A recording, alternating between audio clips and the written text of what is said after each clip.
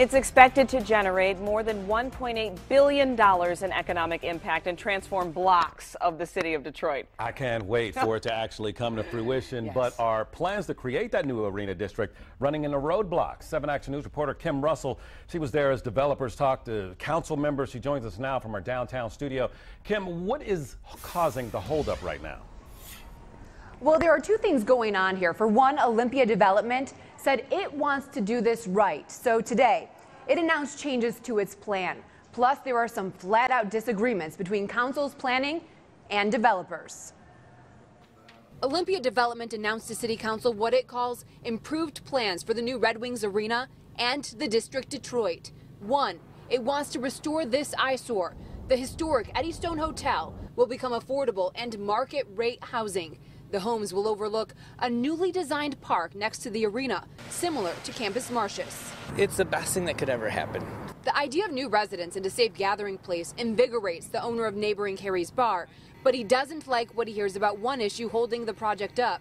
Members of Detroit City Council want less parking at the arena. There needs to be parking spaces. There aren't enough parking spaces here. We seem to have some members of council who want no parking.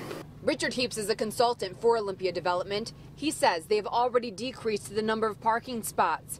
Council members weren't satisfied. Councilwoman Raquel Castaneda Lopez asked for documentation. What zip code are the people who will park in that garage from? I would put that in the none of your business category, but we can give a summary of that. But I want to make sure that we're addressing the needs of residents in the surrounding area as well as people coming in to visit just for the game alone. The councilwoman says she supports the parking structure only if something is done to make sure its traffic doesn't put the neighborhood and its walkers and bikers on Cass in danger. The council is trying to preserve a neighborhood which is gone. There's nothing here. Our timeline to open in 2017 is getting uncomfortably close.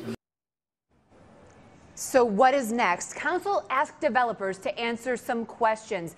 They want to know about traffic problems and parking problems. They say come back next week, we'll talk it all out. Live from the downtown studio, I'm Kim Russell. Back to you. So Kim, do you know how many spots are in that parking garage? The current plan calls for 1,100 spots. Now, to put that into perspective, that's 2,000 fewer spots than there are at the Joe. 1 point council members made. If people have to walk, it's good for Detroit. They'll stop at more businesses as they pass by them. That's Back true. to you. I guess they have a point there. Thank you, Kim. Well,